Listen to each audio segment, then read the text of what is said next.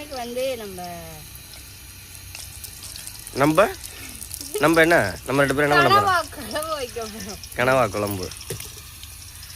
Okay, 2 spoon அளவுக்கு நல்லெண்ணெய், அது கூட வந்து பட்டை, கிராம்பு, ஏலக்காய் அதெல்லாம் போட்டுடலாம்.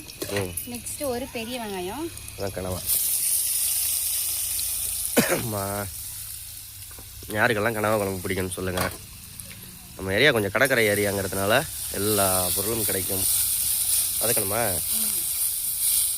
சரி, நல்லா வதக்கு. என்னது?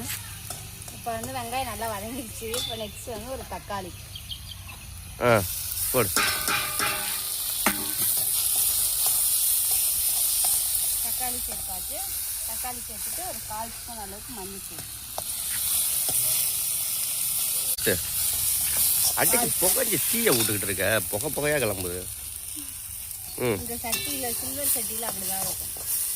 ஈய சட்டி அந்த இந்த பேன்லலாம் வந்து உனக்கு இதாகாது. இது ஈய சில்வர் சட்டினால அப்படிதான் இருக்கு. அளவுக்கு உப்பு, கல் உப்புல போடுவேன். எந்த உப்பு போட ஆரம்பிச்சிட்டு வேணாலும் போடலாம். தீயை விட்றடி. இப்போ 1 ஸ்பூன் அளவுக்கு இஞ்சி பூண்டு பேஸ்ட்.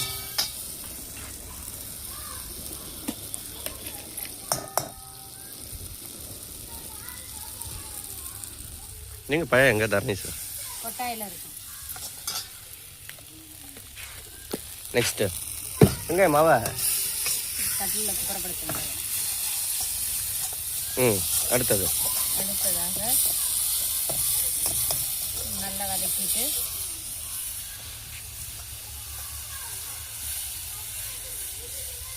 என்னடி பண்ணுற? மல்லித்தூள் வந்து ஒரு 2 ஸ்பூன் அளவு.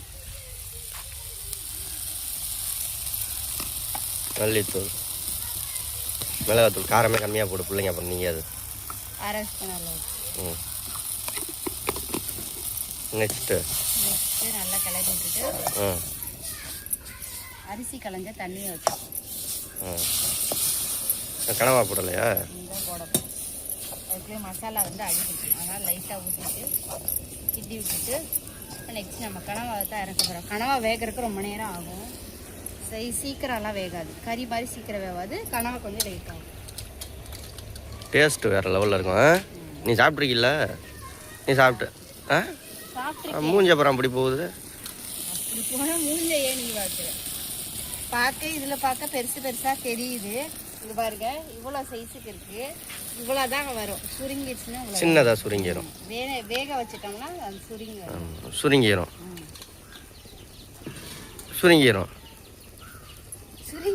ஆமாம் சுருங்கிடும்.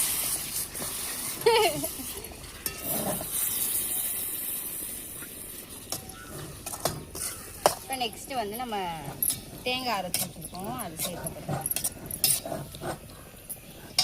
நல்ல வாசனையாக இருக்குடி போடவும்.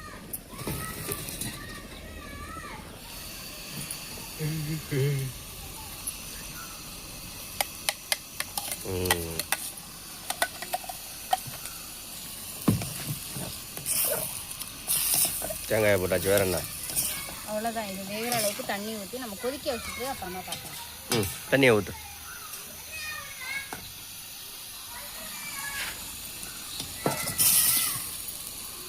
ஓகே, நல்லா வெந்து வரட்டும் பார்ப்போம்.